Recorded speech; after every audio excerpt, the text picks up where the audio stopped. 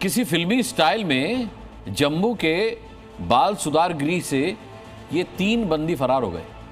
पहले नाबालिग बंदियों ने आपस में झगड़ा किया, बीच बचाव के लिए जब पुलिसकर्मी आए तो उन पर फायरिंग कर दी और मौका मिलते ही फरार हो गए। हालांकि पुलिस ने 2 बंदियों को अंबाला रेलवे स्टेशन से गिरफ्तार कर लिया है, लेकिन हैरानी की बात यह है कि इन दोनों आतंकियों का ताल्लुक पाकिस्तान से है। अब सवाल यह है कि बाल सुधार गृह में मुनीर के इन मिनी आतंकियों के पास हथियार कहां से आए? आखिर नाबालिग बंदियों के फरारी प्लान का मास्टरमाइंड कौन है? देखिए।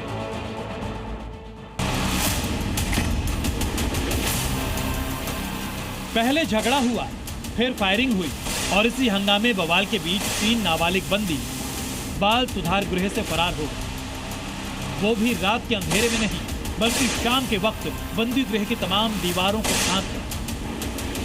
पाकिस्तान बॉर्डर से लगा आरएसपुरा का ये वही बाल सुधार गृह है जहां बीती शाम कुछ ऐसा हुआ जिसके बाद पूरे इलाके में सनसनी फैल गई।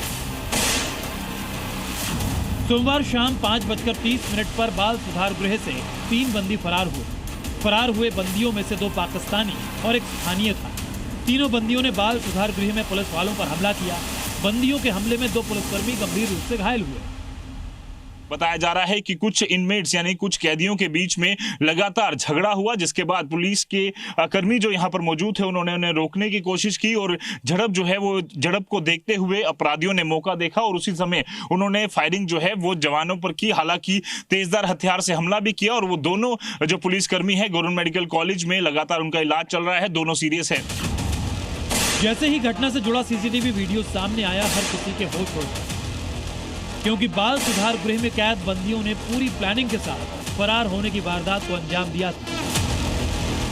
इस सीसीटीवी फुटेज में आप देख सकते हैं कि 2 बंदी आपस में झगड़ रहे होते हैं। इसी दौरान वहां मौजूद 2 पुलिसकर्मी जो सादे कपड़ों में थे उन्हें छुड़ाने की कोशिश करते हैं। इसी दौरान तीसरा बंदी कैमरे में दिखाई देता है और वो आते ही फायरिंग कर देता है।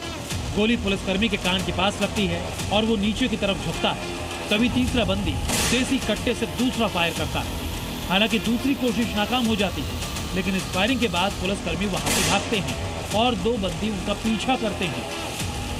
झड़प और फायरिंग के बीच तीनों बंदी मौका देखकर बाल सुधार गृह से फरार होने में कामयाब हो जाते हैं।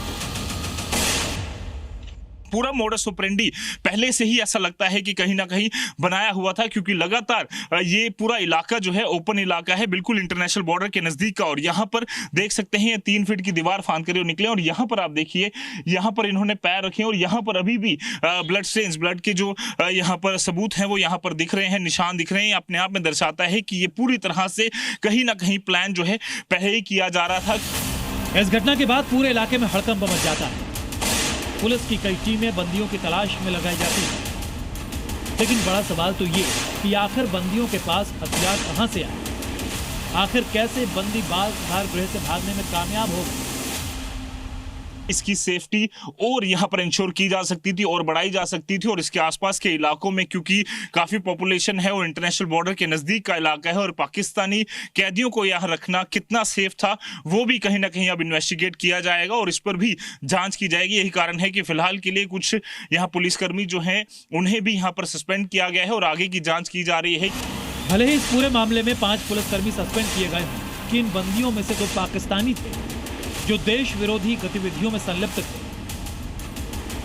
और उनकी मदद एक स्थानीय बंदी भी कर रहा था। जम्मू से रजत बोहरा के साथ ब्यूरो रिपोर्ट, जी मीडिया।